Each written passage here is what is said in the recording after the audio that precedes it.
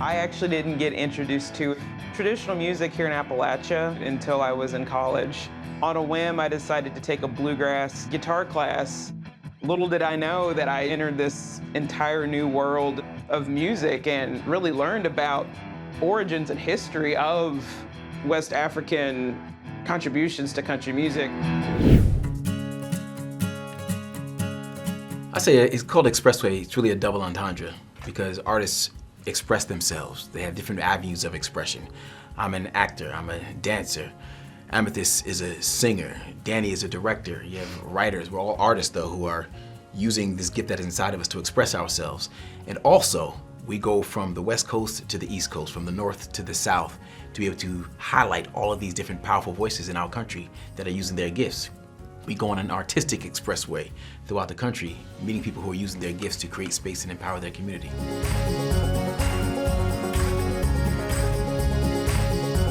It was really about finding artists who use their art in high stakes ways, who are using their art to solve a problem within their community or with themselves.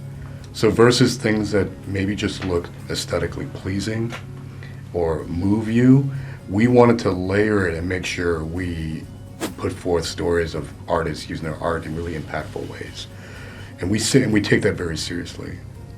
I think all three of us have art in some way or another has helped save our lives and enhance our lives really meaningfully. Personally, we're all people of color, and I think art has been a way for us to be seen, so it's been really important.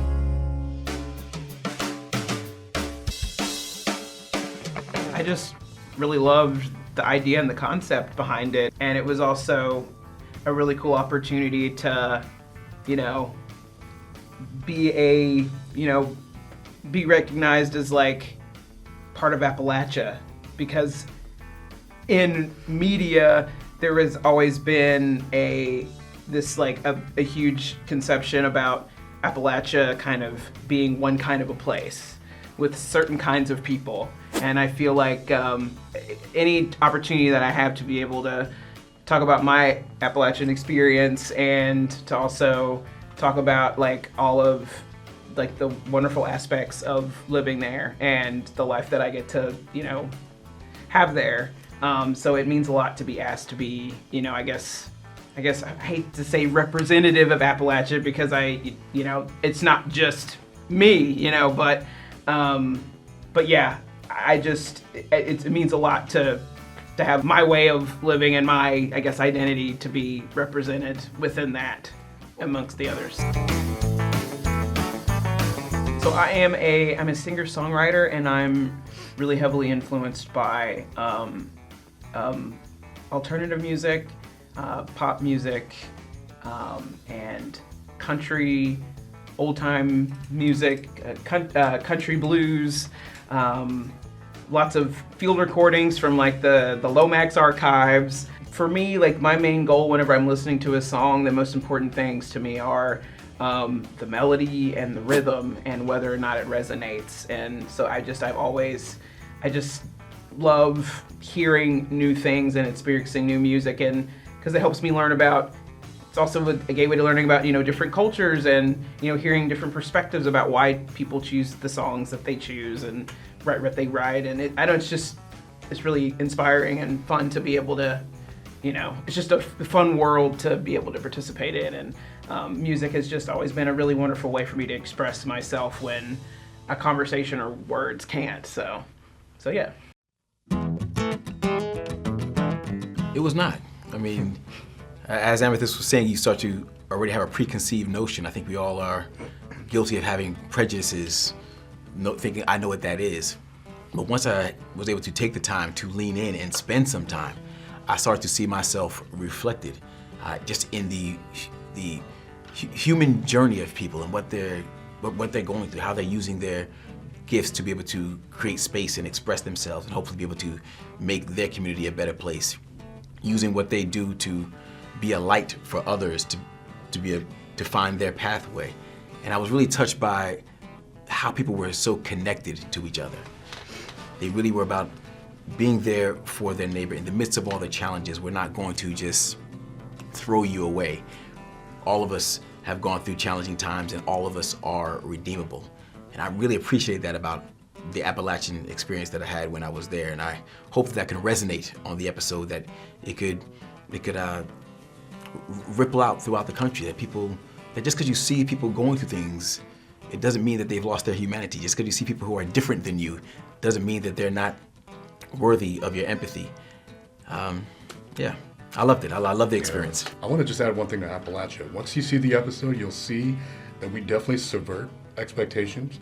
You start with, we actually, the first day, we started in Hazard, Kentucky, the birthplace of the KKK. So we were both looking at each other like, where the f*** are we? Like, I was like, yeah, Danny, what have you got me into? Yeah, obviously we didn't see any remnants of that. But as we progress through Appalachia, even the episode mirrors our own interpretation, shifting in real time of what Appalachia is. And it was really eye-opening, and I think people will see that when they see this. Well, Chicago was, we experienced and embedded with a collective called the Andre Theater Collective, which is a group of, in Chicago, art is built differently. Art and activism are married. Often you can't have one without the other. And there's these collective of artists who all are related to like the whole, they're called the Save Money crew. Chance the Rapper, Vic Mensa, Joey Perp, all these music artists. And they had a bunch of friends. They formed a collective of friends, but one of their friends went to prison. And in prison, instead of rotting away, he decided he was going to bring together a bunch of incarcerated inmates and write a play. And the play is about why, it's called The Story of Violence, and why essentially the black community finds himself in this cycle of violence, specifically in Chicago. So we spent a lot of times unpacking the why, and it's really honest. There's no sugarcoating, we're really digging deep. That was a really powerful one in Chicago. And then in Texas, what would you think? All of them. I mean, all of them really. I mean, you have John Bramblett, who is a blind painter. And what I love, even going back to Chicago, I love the idea of you have an incarcerated playwright in a place that you think you don't have a voice. You don't have anything to say, but you do. You can go and put your words on paper and affect the world outside of these walls. Even though you are confined in this space, you actually are still limitless in terms of the world that you can reach. And going back to John Bramblett down in Texas, those are two things you wouldn't put together. You say, wait a second, a blind painter, that can't happen, but it can. And I love that about the stories that we tell, because it's things that you would think cannot happen. It's like, no, but you can. And if we can grab onto that, and if we can all let that land inside of us just a little bit, maybe we'll turn off the episode and think about what's been burning inside of us and say, when we hear that voice that says you can't, we would say, but I can. If John Bramblett can paint these beautiful pictures, not having sight, then what can I do?